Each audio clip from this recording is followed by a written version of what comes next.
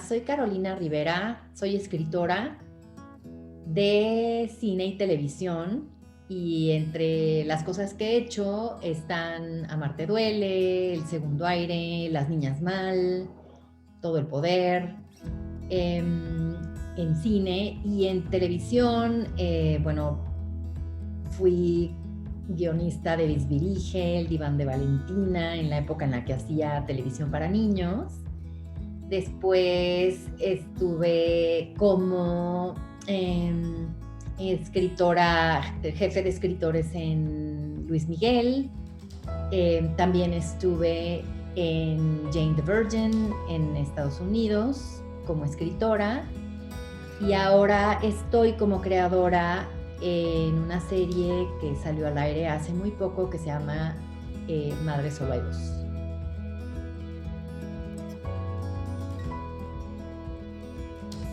Para crear una serie,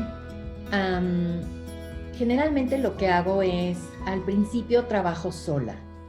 Me imagino los personajes, me imagino la situación y sobre todo se encuentro algo, ¿no?, específico sobre lo que quiero hablar, ¿no? Y tiene mucho que ver, yo siento que como con la etapa en la que estoy en mi vida, ¿no? Y las cosas, digo, tengo años y años de escribir y creo que las cosas que me van interesando en ciertos momentos de la vida, pues son los temas que yo tomo para las cosas que quiero escribir, ¿no?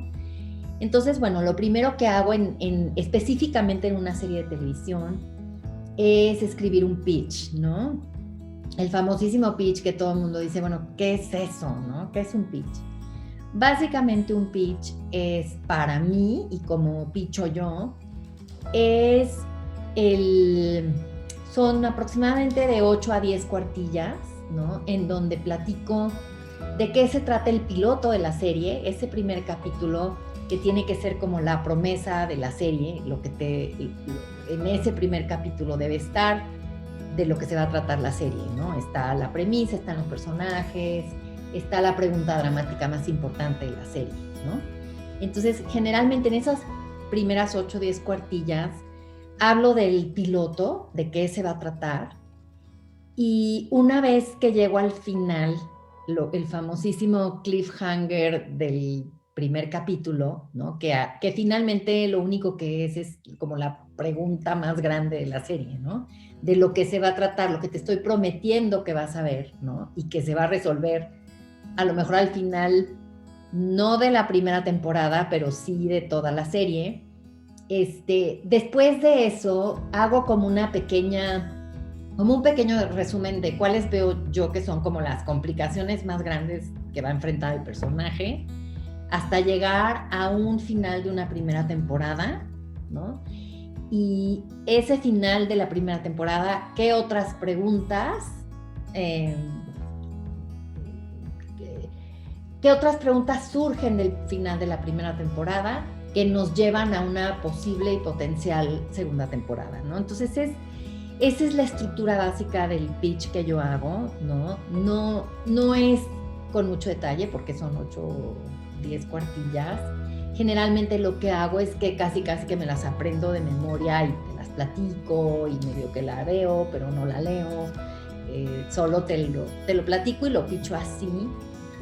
Con un estilo, si es una comedia, pues tiene que estar chistoso, si es un misterio, tengo que picarte para saber más, en fin, depende mucho de lo que estás pitchando, ¿no? Entonces, ese es como el primer paso, realmente.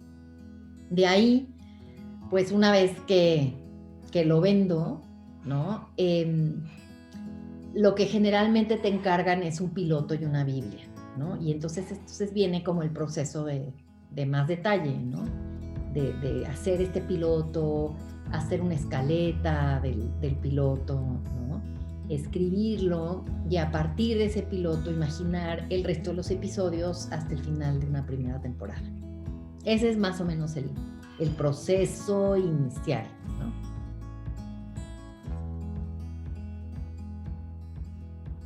Mira, específicamente yo las series que he hecho ahorita, la última que hice, la hice con Netflix.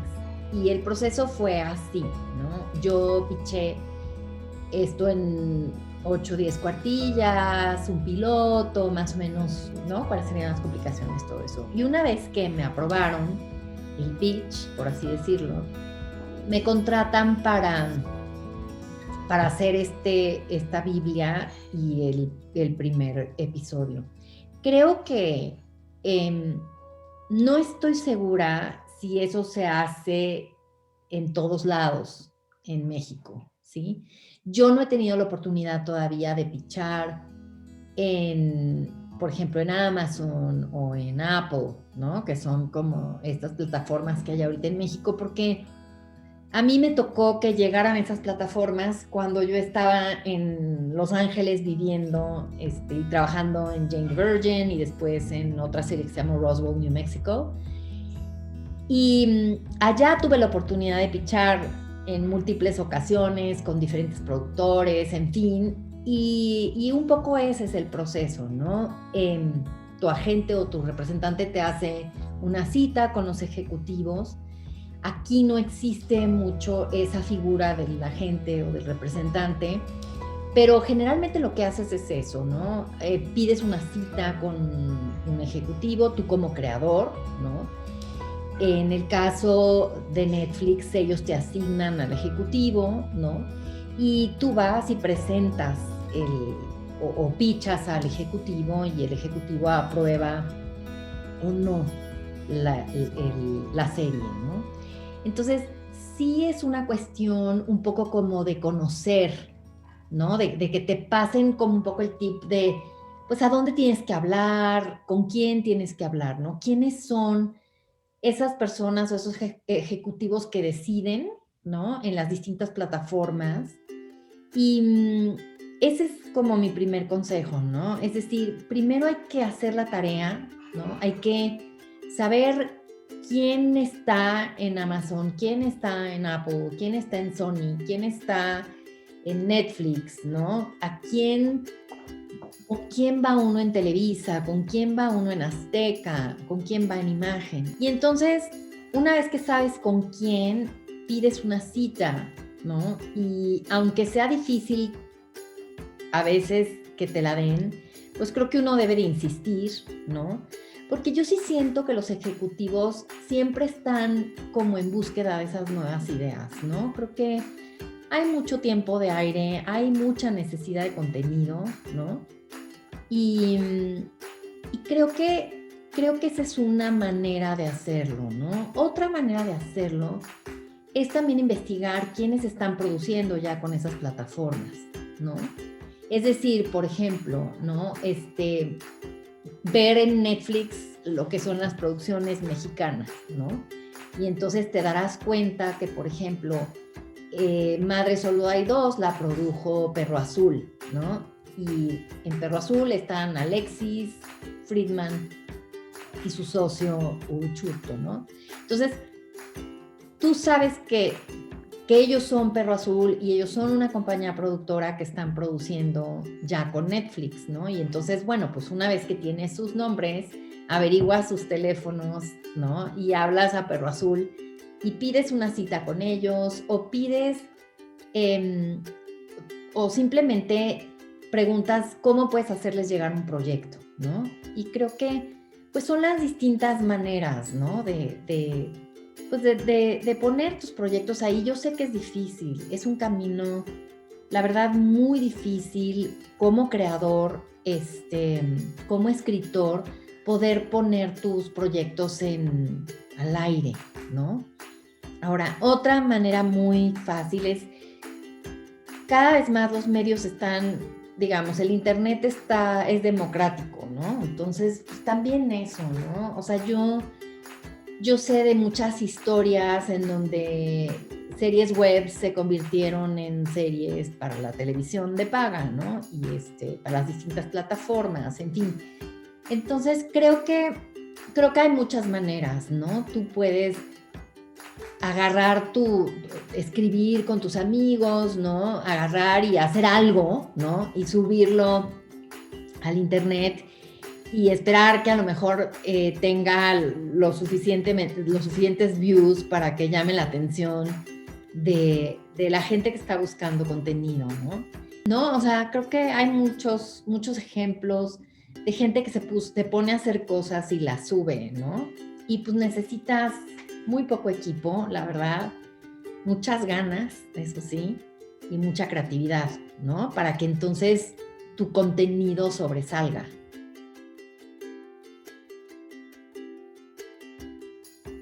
Mira, afortunadamente, pues sí, a mí me tocó cuando no había, ¿no? Cuando no había streaming, no había plataformas,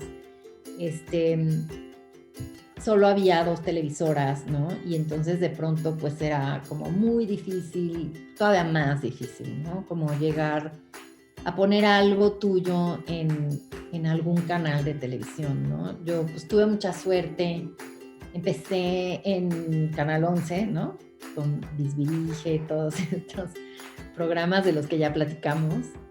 Y pues de ahí, no sé cómo, llegué también a Televisa, ¿no? A hacer una serie con Eugenio Derbez, que se llamaba La Alegría del Hogar, ¿no? Y esa serie tuve la suerte de que la viera Mark Cherry en Estados Unidos, y Mark Cherry es el creador de Desperate Housewives, de Esposas Desesperadas. Él la vio, la compró a Televisa, ¿no? Y eso de alguna manera, como Mark Cherry me dio crédito en esa serie como creador original, eso me consiguió un agente y por eso me fui a Estados Unidos, ¿no? Entonces, pero pues como tú dices, pues son golpes de suerte, la verdad, ¿no? Y mucho trabajo también, o sea, no todo es suerte, también es trabajo, ¿no? Y ¿cómo era antes? Pues sí, antes había 2 televisoras y si no había más, pues sí. Y muy pocas series. Yo creo que fue esa época Televisa en la que como que se empezaron a hacer series de manera muy tímida, ¿no? Y bueno, yo me colé por ahí y eso me llevó a Estados Unidos, ¿no? Y luego ya llegaron las plataformas y ahora todos son series. Pero antes de eso, pues eran telenovelas prácticamente, ¿no? O programas de concurso, o también como programas cómicos, pero como de sketches, ¿no? O sea, había, la verdad, pues, el género de la serie, pues no era muy, no era muy socorrido en México, la verdad, ¿no? ¿Por qué? Porque son caras, porque, ¿no? Porque es difícil amortizarlas, hay mucho uso de locaciones, en fin, ¿no? Pero sí, efectivamente, muy poco, poco, y ahora pues con la presencia de todas las plataformas y de todos los que además están produciendo aquí, pues hay muchas más oportunidades, ¿no? Y creo que hay que buscarle por todos lados, ¿no?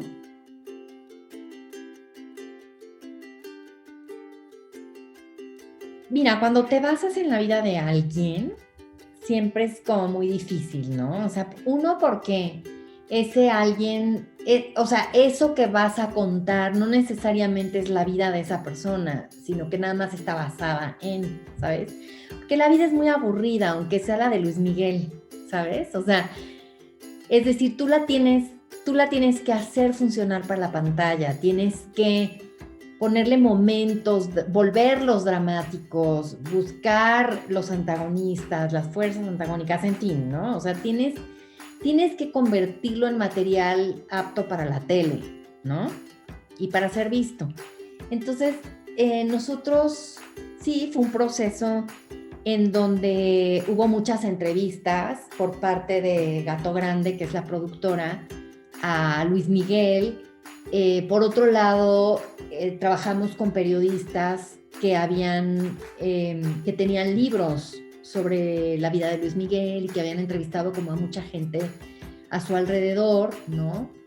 Y entonces tenían como, y eran en específico Juan Navarro, uno de ellos, un periodista como muy serio, ¿no? Porque hay de todo tipo de periodistas. Él es un periodista muy serio, que hace mucha investigación, que tiene varios libros, ¿no? Sobre distintos personajes. famosos, y entonces sí, o sea, tuvimos que ir escogiendo el material, hubo algunas entrevistas que se le hicieron a Luis Miguel, ¿no? Y además nosotros hicimos un trabajo de investigación, pues, amplio, ¿no? Hablamos con muchísima gente que tuvo que ver con Luis Miguel y que nos dieron entrevistas y nos hicieron el favor de platicarnos cosas, en fin, ¿no? Y sí es un trabajo como de mucha edición, como de mucho escoger, ¿no? O sea, tú tienes un universo de cosas y pues tienes que ir escogiendo lo que te sirve para contar la historia que estás queriendo contar, ¿no? En específico, en la primera temporada de Luis Miguel queríamos contar la historia de cómo inicia la relación con el padre, ¿no? Hasta convertirse en hasta llegar al punto máximo en donde el padre lo hace triunfar, pero paralelamente en el presente, pues la decadencia de esa relación, ¿no? Y irlas contando de manera como paralela. Y creo que ese ejercicio, pues esta es una decisión creativa, ¿no? Que tienes que hacer al principio, ¿no? No de qué se va a tratar, ¿sabes? Porque la vida de Luis Miguel es, pues, enorme, ¿no? Puedes hablar de muchas cosas, pero ¿de qué nos interesaba hablar específicamente? De la relación con su padre. ¿Cómo la voy a contar? Pues vamos a contarla de esta manera, ¿no? En el pasado vamos a ver esto y en el presente vamos a ver cómo cae esa relación hasta llegar al punto en el que el padre muere, ¿no? Entonces, la forma en la que la cuentas también es parte y es una decisión creativa importante, ¿no? Entonces, pues todas esas decisiones se toman en el cuarto de escritores y creo que es importante hablar de eso, ¿no? ¿Qué es un cuarto de escritores en una serie, ¿no? Y un cuarto de escritores es básicamente ese equipo de escritores que te acompañan y que te ayudan a inventar historia, básicamente, ¿no? Entonces yo generalmente, bueno, en esa serie éramos 6 escritores, incluyéndome a mí, y los 6 trabajamos arduamente para contar esta historia de esta manera, ¿no? En el caso de la serie de Luis Miguel, Fernando Sariñana y yo estábamos a cargo de ese cuarto de escritores, ¿no? Y pues de alguna manera a nosotros nos tocaba hacer esas decisiones creativas, ¿no? Tomar esas decisiones creativas para encauzar el trabajo del cuarto, ¿no? Entonces, trabajamos a lo largo de 5 meses, creo. Pero la manera en la que yo trabajo son 5 meses de lunes a viernes, de 10 de la mañana a 6 de la tarde. Entonces, estábamos todos reunidos alrededor de una mesa, con nuestras computadoras, en un cuarto lleno de pizarrones, en donde vamos escribiendo ideas, en donde vamos armando, pues, una especie como de tablero de cada personaje y qué le va a pasar en cada capítulo, ¿no? O sea, hay un mapeo importante, sobre todo las primeras semanas de trabajo, ¿no? Y como te digo, o sea, yo no concibo otra manera de trabajar en un cuarto de escritores que no sea todos los días de la semana y 8 horas, ¿no? Entonces, de 6 a 8 horas, ¿no? Entonces, ¿por qué? Porque entonces todo el mundo sabe lo que está pasando, porque la verdad es que es un trabajo de tiempo completo, ¿no? Y yo no concibo otra manera de escribir una serie para que se sienta uniforme, ¿no? Y orgánica, o sea, que todo tiene que ver y que hay un solo estilo, ¿no? O sea, tú ves todos los capítulos de Luis Miguel, pues están contados de la misma manera, o sea, no cada uno tiene lo contaron por ahí quién sabe cómo, ¿no? Entonces creo que, y si ves, por ejemplo, en el caso de Madre Solo hay dos, lo mismo, ¿no? Ves un mismo estilo, inclusive visual de la serie, ¿no? Entonces creo que hay muchas cosas que yo podría contarte de cómo se hace una serie, ¿no? ¿Por qué? Porque hay un cuarto de escritores, hay un jefe de ese cuarto de escritores, Pero más arriba de todos ellos hay una figura que es la figura del showrunner, ¿no? El showrunner generalmente es un escritor, ¿sí? El showrunner generalmente es el creador de la serie, más no necesariamente, pero lo que sí te puedo decir es que el showrunner es esa persona que sobrevé toda la serie de principio a fin, ¿sí? En mi caso, por ejemplo, en Madre Solo Hay Dos, yo pitché la serie, yo la vendí, ¿no? Yo contraté a los escritores, ¿no? Bueno, Netflix me ayudó, pero yo decidí quiénes son los escritores, ¿sí? Del cuarto de escritores. Empecé a trabajar con esos escritores, terminamos los guiones, participé en la decisión de quiénes son los directores de la serie, quién es el fotógrafo, quién es el productor, etcétera, etcétera, etcétera. O sea, uno como showrunner decide, contrata a los directores, contrata después a los editores, contratas, o sea, tienes que ver con todo el proceso. Tú tienes que estar en el set del brazo del director, ¿sí? Pidiéndole cosas. Los directores en una serie de televisión son invitados, ¿sí? No, o sea, ellos de alguna manera, sobre todo tú como showrunner, tú trabajas con el director del piloto para encontrar el estilo visual de la serie, ¿no? Y una vez que lo tienes, los demás directores tienen que seguir ese estilo visual de la serie, ¿no? Es decir, tú como showrunner junto con el director del piloto decides que en tu serie no hay planos secuencias, por ejemplo, ¿no? Que quieres cobertura en distintos tamaños, en fin, todo lo que tiene que ver con el lenguaje visual. Tú decides el cast como showrunner, o sea, tú eres una voz importante en decidir quiénes van a ser los protagonistas de tu serie, no los directores, ¿sí? Sino tú como creador, tú como showrunner. Entonces, una vez que se graba la serie y que como showrunner estás en el set supervisando que todo se haga conforme a los acuerdos o a tu visión, ¿sí?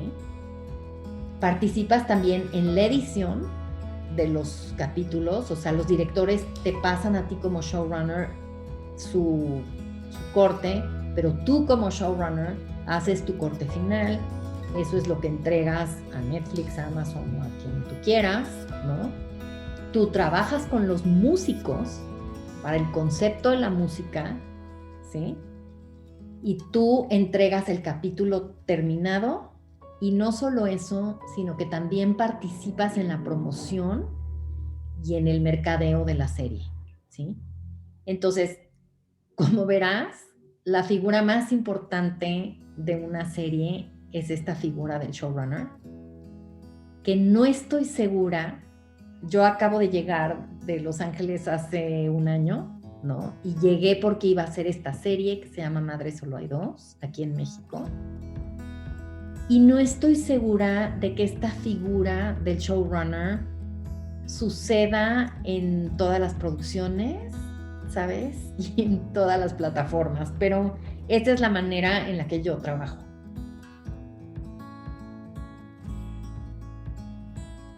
Creo que algo que es importante es que una serie tiene que ser, por un lado, honesta, ¿no? O sea, tú tienes que escribir o crear una serie sobre algo que realmente te interese contar, ¿no? O sea, no estar buscando a ver qué está de moda, o, ¿no? O qué, ¿no? Simplemente es algo que tú quieres contar como creador, ¿no? Yo creo que eso, ¿por qué? Porque a la hora que lo pichas, se siente esa pasión, ¿sí? O sea, tú dices, es que yo tengo que contar esto porque a mí me pasó, porque yo estoy pensando en esto, porque estas son las cosas que me preocupan en la vida, ¿no? Entonces, se convierte en algo como muy personal, y eso es algo que a la persona que tú se lo estás pichando, lo conmueve, ¿sabes? O sea, en ese sentido de la palabra, o sea, lo siente que es neto, que, ¿no?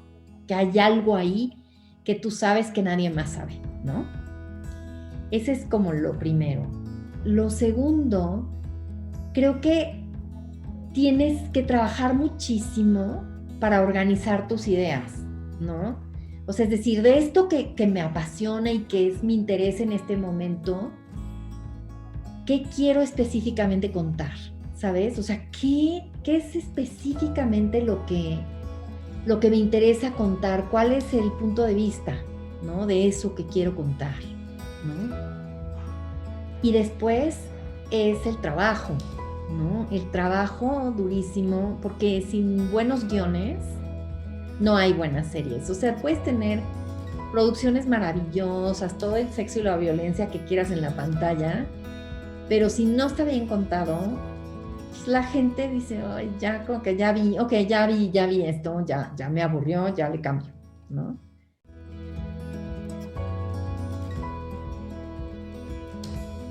Pues Sogem siento que siempre ha estado ahí, ¿no? O sea, siempre ha estado presente como en la vida cultural de México, ¿no? No sé cuántos años tenga Sogem de haberse fundado, pero de alguna manera pertenecer a una comunidad, ¿no? De escritores, tanto de cine como de televisión, y de, ¿no?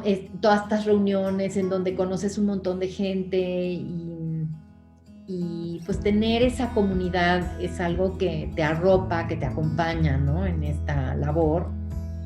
Y creo que también un poco en esta necesidad como de, pues de aprender como a negociar, ¿sabes? O sea, como todo el apoyo que te ofrecen, ¿no? De sí, los contratos y esto y el otro, porque pues cuando estás empezando siento que no sabes muchas cosas, ¿no? Y creo que Sogem, en el momento en el que yo me uní a Sogem, que ya no sé hace cuánto fue, 1000 años yo creo, yo sentía, ¿no? Como esa necesidad de estar arropada por un equipo de personas que supieran lo que estaban haciendo, porque yo no sabía, ¿no? Entonces, y toda esta cuestión, ¿no? De las regalías y de que, ¿no? Todos estos, los derechos de autor, ¿no? Que son tan importantes en este país y que son importantes para todos, ¿no? Y cómo Sogem era un lugar donde, pues donde de alguna manera te iban a apoyar en ese sentido, ¿no? Entonces creo que sí, o sea, de alguna manera sentí como esa necesidad de acercarme a un equipo que supiera, que tuviera experiencia y que tuviera como la labor de defender los derechos del autor.